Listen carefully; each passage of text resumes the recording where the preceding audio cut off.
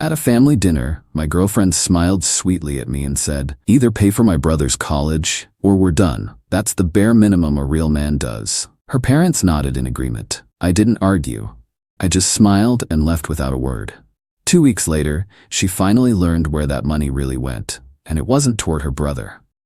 You can learn a lot about a person by the way they look at you when they think you owe them something. It is a look of pure, unearned confidence. A look that says, "This is mine, you just happen to be holding it for me." I saw that look last night. I saw it on the face of the woman I loved and on the faces of her parents. And in that one silent moment, I understood everything. My name is Liam. I own a custom woodworking business. I take old reclaimed wood and turn it into furniture. It is a quiet living, but a good one. I build things that last, things with character and strength. I thought my relationship with my girlfriend Qley was the same. We had been together for 4 years. We were partners. We kept our finances separate, but worked toward shared goals. I respected her drive, her ambition. I was not a meal ticket. I was her teammate. At least that was the story I was living. Her family was always part of the package. Her father, Robert, a man who measured his worth by the value of his stock portfolio. Her mother, Carol, who believed her daughter was destined for a life of luxury. And her younger brother, Leo, a 19-year-old kid who had never worked a day in his life and saw the world as his personal playground. They were polite to me, but there was always an undercurrent of evaluation, as if they were constantly running a credit check on my character. There is something else you need to know. My life is not just about me. I have a younger sister, Sarah. A year ago, her husband, my best friend since childhood, passed away after a long, brutal fight with cancer. He left her with 2 beautiful kids and a mountain of medical debt that would make your head spin. Sarah is the strongest person I know. She works 2 jobs, she never complains, and she is fiercely proud. I help where I can, slipping her cash for groceries, covering a utility bill here and there. But she resists any major help. She is determined to make it on her own.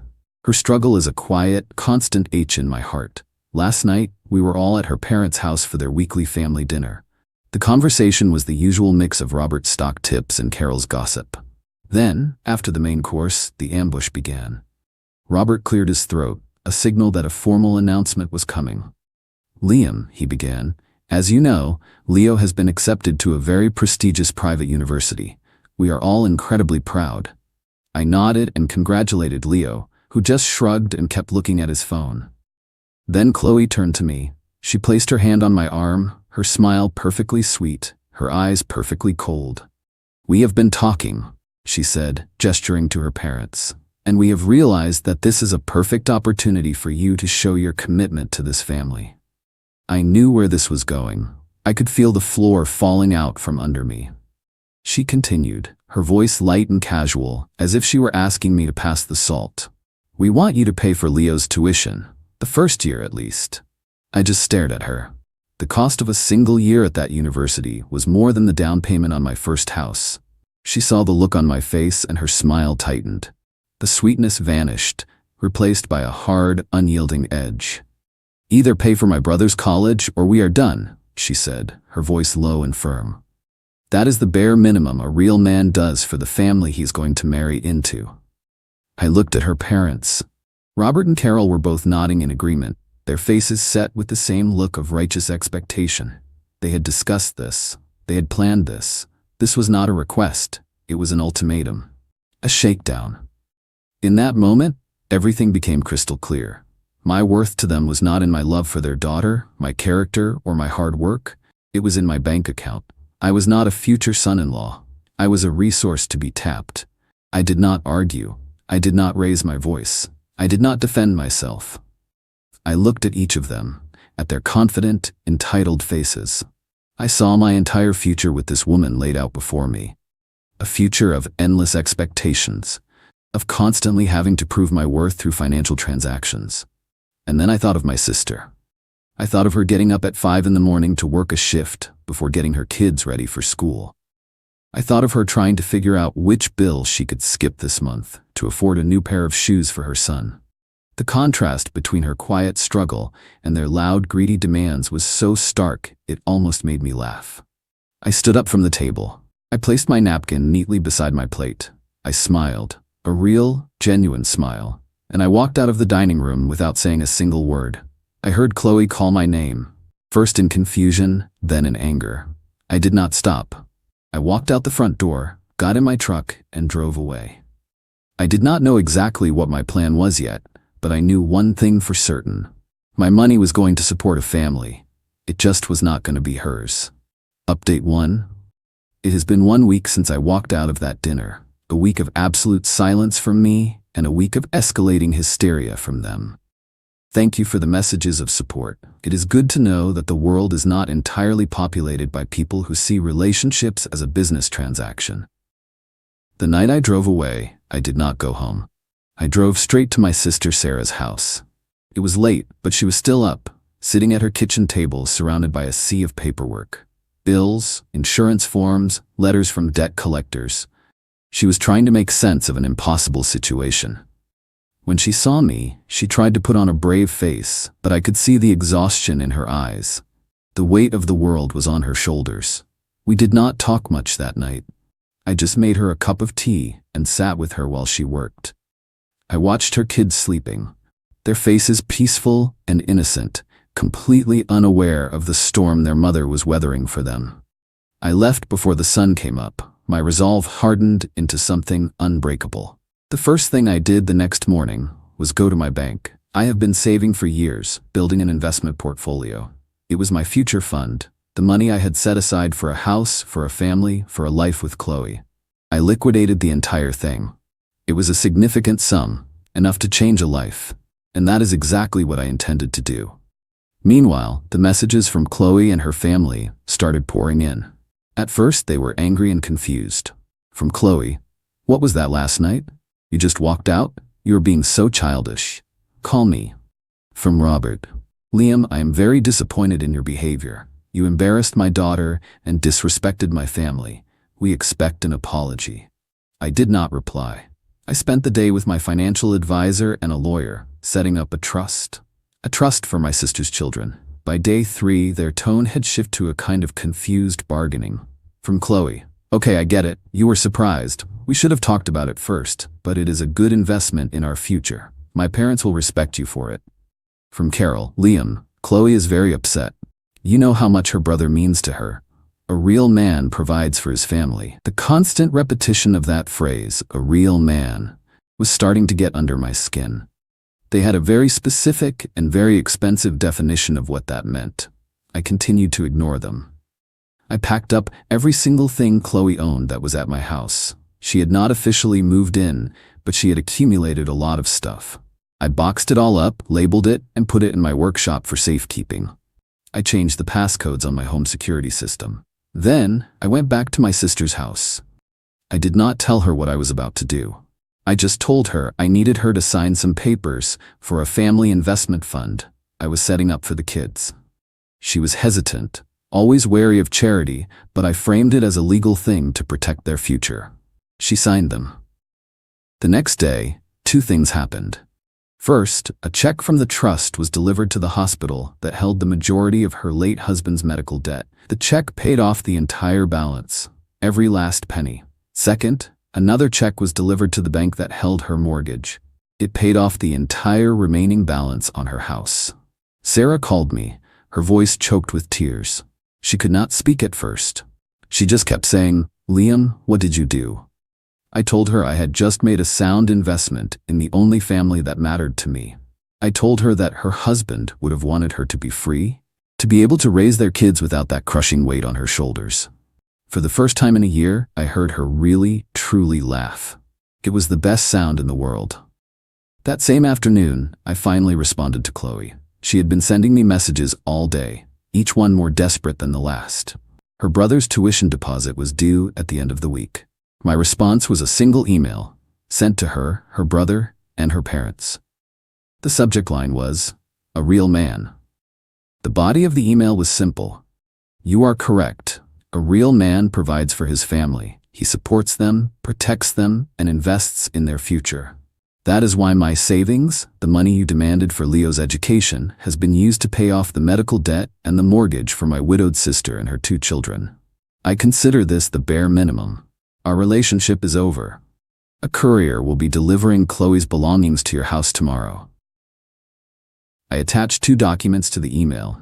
The first was a copy of the paid-in-full statement from the hospital. The second was a copy of the paid-in-full statement from the mortgage company. I hit send. Then I blocked their numbers on my phone and their email addresses. The silence that followed was a relief. I knew the storm was not over, but I had redirected it. I had taken their greed, their entitlement, their ugly ultimatum, and I had transformed it into something good. Something real. Let them rage. I had a family to take care of. Update 2. It has been 2 weeks since I sent that email. The silence from my end has remained unbroken, but the shockwaves from my decision have spread in ways I never could have predicted. I have not spoken to Qley or her family, but the story has come back to me through multiple sources. The first thing that happened was an explosion of rage. I heard from a mutual friend that Qley had a complete meltdown. She called me every name she could think of. She accused me of betraying her, of stealing her money. Her father, Robert, apparently tried to call his lawyer, screaming about suing me for emotional distress and for breaking a verbal contract.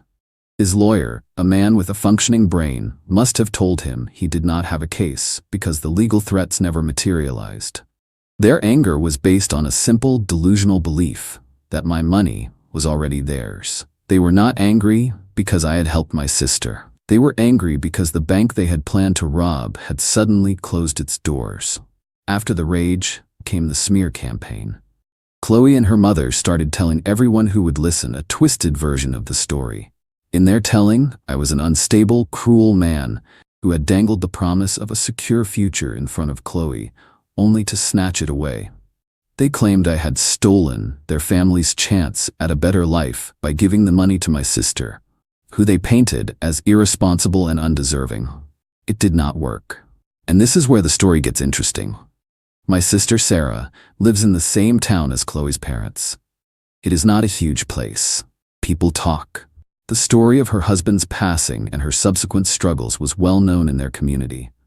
She is a beloved figure, a woman who has faced tragedy with grace and strength. When the news of my investment in her future became public, and it did, because you cannot pay off that much debt in a small town without people finding out, the reaction was overwhelming. People were touched. Our story, the story of a brother helping his sister in her darkest hour, became the talk of the town. A local newspaper even did a small piece on it, a good news story about family and community. They did not use my name at my request, but they described me as a local businessman. Now imagine you are Robert and Carol. You have spent years building a reputation as pillars of the community. You sit on charity boards, you donate to local causes, you pride yourselves on your image. And then this story comes out. A story about a local man's incredible act of generosity. And at the same time, your daughter is going around town telling everyone that this same man is a monster for not giving that exact money to her lazy, entitled brother instead. The two narratives did not align. People started connecting the dots. The story of the family dinner, of the ultimatum, started to leak out. Qley's attempts to paint me as the villain backfired spectacularly. She was not just seen as greedy, she was seen as ghoulish. She was the woman who tried to divert a lifeline from a widow and her children to pay for her brother's frat parties. Robert and Carol have been humiliated. Their friends have been avoiding them. Their social standing, the thing they value above all else, has been shattered. They have been exposed as the greedy, entitled people they truly are. Qley's life has been a train wreck. She is still living with her parents. Her friends, who were all part of the same materialistic world, have distanced themselves from her. The scandal is too ugly. She is a social pariah, and Leo, the brother at the center of all this, he did not get to go to his prestigious private university. He is attending the local community college. I have heard that his parents are making him get a part-time job to pay for his own books. It seems they have finally decided to teach him the value of $1, now that their access to mine has been permanently cut off. I saw Qley once about a week ago. I was at the grocery store. She was in the checkout line a few lanes over. She looked smaller, diminished.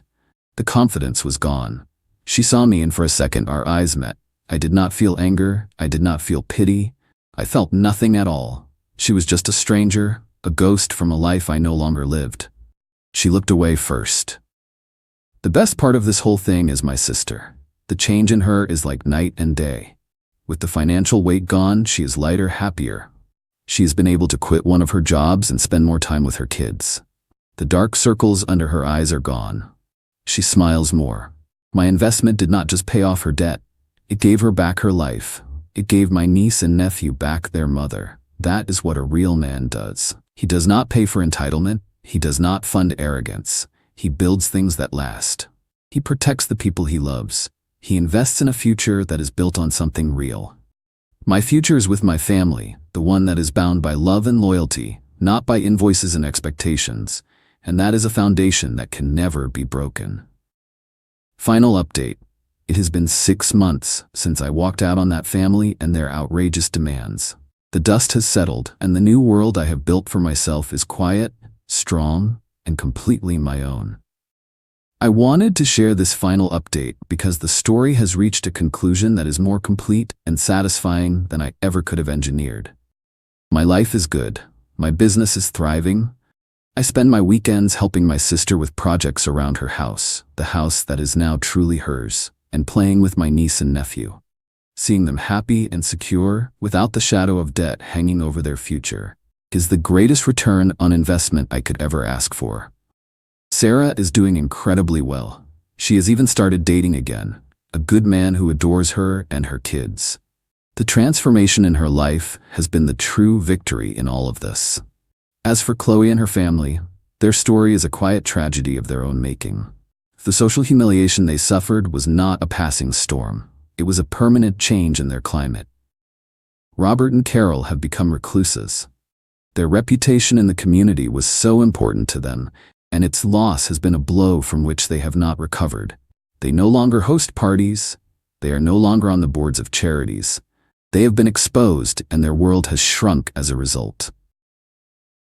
Leo, the would-be Ivy Leaguer, is still at community college. I have heard through the grapevine that he is struggling. He has never had to work for anything in his life, and the reality of responsibility has been a shock to his system. He is learning a hard lesson, one that his parents should have taught him years ago. And Qley, her story is the one that has come full circle.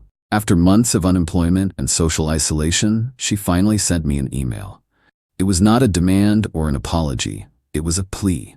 She wrote that she had been doing a lot of thinking, that she had been in therapy. She said she finally understood how wrong she had been, how her family's values had twisted her own.